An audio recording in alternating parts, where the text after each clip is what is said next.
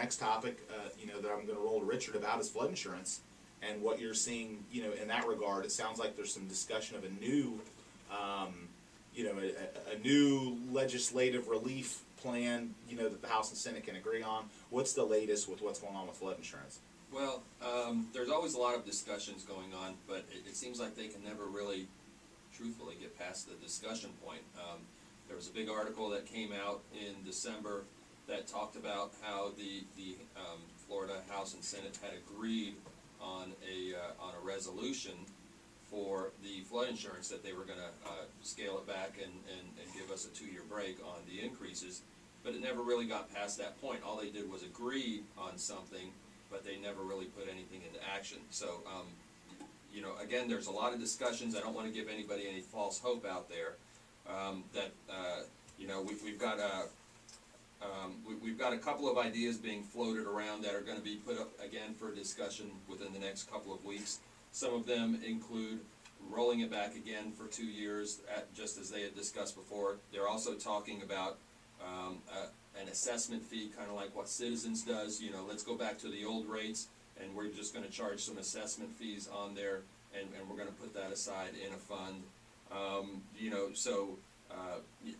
Let's see if it gets past the discussion point this time, and hopefully it does, and they can put something into action, because it's really affecting the real estate market out there. Well, yeah, and we're seeing that specifically. I think if you look at Pinellas County's got the obstacles the most, because you've got a lot of retirees, people on fixed incomes. You've got some challenges for people in Pinellas County, and I think that's where the biggest problem lies. Not to say that you don't have it. I mean, we've had properties with flood insurance needs in Brandon and Plant City and Dover and all across East Hillsborough.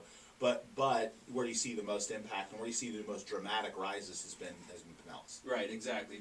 There's a few hot button areas that are getting the most attention. South St. Petersburg being probably the largest. There's some others out there. Hudson Beach, we're seeing a lot of it. Tarpon Springs, we're seeing a lot of it. Don't let that totally scare you off from buying a house that's in a flood zone, because we are seeing some positive things as well. Our team had the opportunity to work together with your team on a house on Reddington Shores. Right.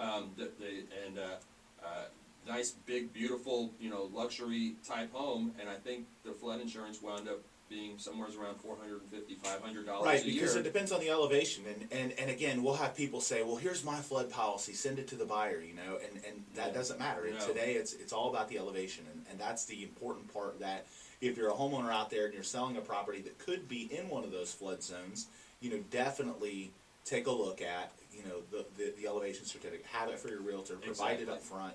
Be prepared to provide it, because it's going to be needed. Right. If you're buying a house today, and the owner who bought the house 10 years ago says, well, here's what I pay in flood insurance, and here's all doesn't matter. That is totally irrelevant, because if you buy a house after July 2012, which was the cutoff date, then a whole new set of rules go into effect, and whole new rates, and whatever they paid really doesn't matter, just right. like you said. Yep, no question about it.